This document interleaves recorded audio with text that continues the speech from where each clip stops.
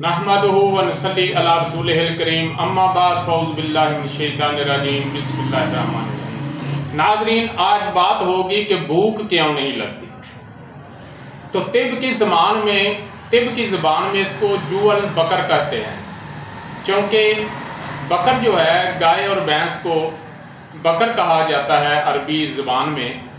तो गाय और भैंस जो है ये यानी सारा दिन नहीं खाते रहते, एक दफ़ा जी भरकर खा लेते हैं और फिर उसको हज़म करने के लिए बैठकर जुगाली करते रहते हैं। और उसकी निस्बत जो भेड़ बकरी होती है वो सारा दिन चरती रहती है, सारा दिन खाती रहती है। तो भूख ना लगना जो है इसको तिब की ज़बान में जुअल बकर कहते हैं, यानी कि गाय की भूख। तो इसमें होता ये है कि मैदा जो है ये याद रखें, ये उज़लाती सिस्टम भी है इसमें, यानी मस्कुलर टिश्यू भी हैं, एपिथेल टिश्यू भी हैं, नर्वस टिश्यू भी हैं। तो इसमें उज़लाती सिस्टम भी है, बुद्धि सिस्टम भी है और असाबी सिस्टम भी है।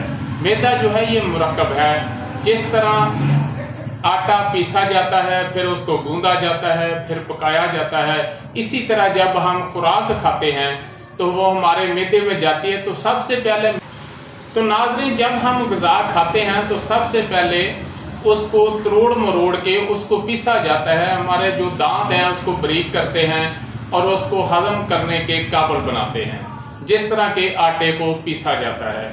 उसके बाद जब दांत उसको छोटे छोटे हिस्सों में तकसीम करते हैं और मज़ीद उसको गलाने के लिए लुआबे दहन जो है यानी असाबी सिस्टम जो है वो उसको गलाता है।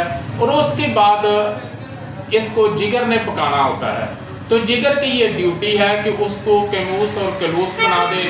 और उसके बाद जब कैलूस और कैमूस बन जाता है तो फिर उसका कुछ हिस्सा जो है वो खून बन जाता है, कुछ हिस्सा जो है वो पखाने के रास्ते निकल जाता है और कुछ हिस्सा जो है वो गुर्दों की तरफ चला जाता है और साफ होकर पेशाब के रास्ते बाहर चला जाता है, जो कि ग़िज़ा हज़म होने के बाद जो फाजल यानी कि उसमें मवाद होता है उसका इखराज हो जाता है।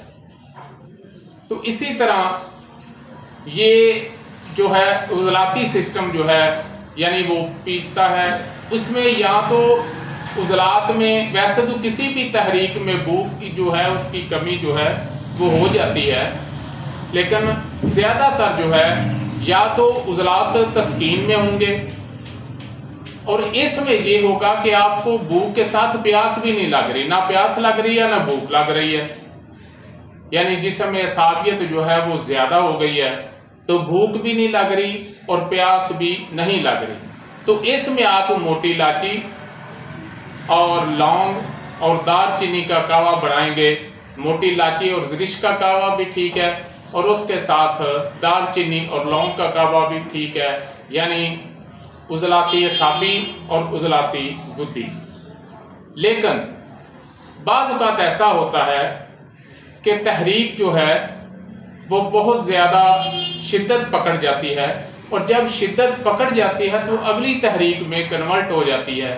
तो उज़लाती बुद्धि वर्मी में भी ऐसा मामला बन जाता है, लेकिन उसमें ये होगा कि आपको प्यास जो है वो ज़्यादा लगेगी, भूख जो है वो नहीं लगेगी। इसी तरह बुद्धि उज़लाती तहरीक में भी ऐसा होता है कि प्यास जो है वो ज़्यादा लगती है और भूख जो है वो नहीं लगती।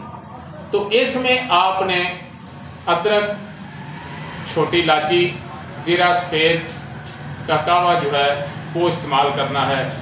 बाकी अगर कभी कभार ऐसा हो तो फिर तो ठीक है, अगर मुसलसल ऐसा है तो फिर लाजमी अपना जो है वो इलाज कराएं, किसी भी इलामत को मामूली ना जाने। इसी तरह फिर मर्ज़ जो है बतदरीज मदारज जो है वो तय करता करता आगे चला जाता है और फिर कैंसर या फिर फालज की सूरत इख्तियार कर जाता है।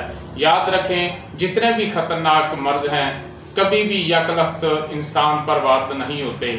ये हम अपने आप को बीमार उस वक़्त समझते हैं जब हम बिल्कुल चारपाई पर लेट जाएं, हमें कोई खाना खिलाए, कोई हमें पेशाब और पखाना कराए, फिर हम कहते हैं बीमार हैं। लेकिन छोटी मोटी इलामत को हम नज़रअंदाज करते हैं और यूं ही बीमारियां जो हैं वो हमें आगे ले जाती हैं। इसलिए किसी मुनासिब जगह किसी काबिल और तजर्बाकार हकीम से अपना इलाज कराएं। इलाज बिलग़िज़ा की तरफ आएँ, इलाज बिलफ़ितरत की तरफ आएँ। यह कानून फ़ितरत है, जो फ़ितरत के ख़िलाफ़ चलेंगे तो फिर मर्ज़ जो है वो बिगड़ेगा। जब हम फ़ितरत के करीब आएंगे तो इंशाअल्लाह शफ़ा भी होगी और सेहत भी होगी। वमा अलैना इल्लल बलाग। जी, अगर आपको हमारी वीडियो अच्छी लगी है तो इसको सब्सक्राइब करें, लाइक करें, शेयर करें, ताकि कानून तिब के मुताबिक हमारी हर वीडियो आप तक पहुंचती रहे।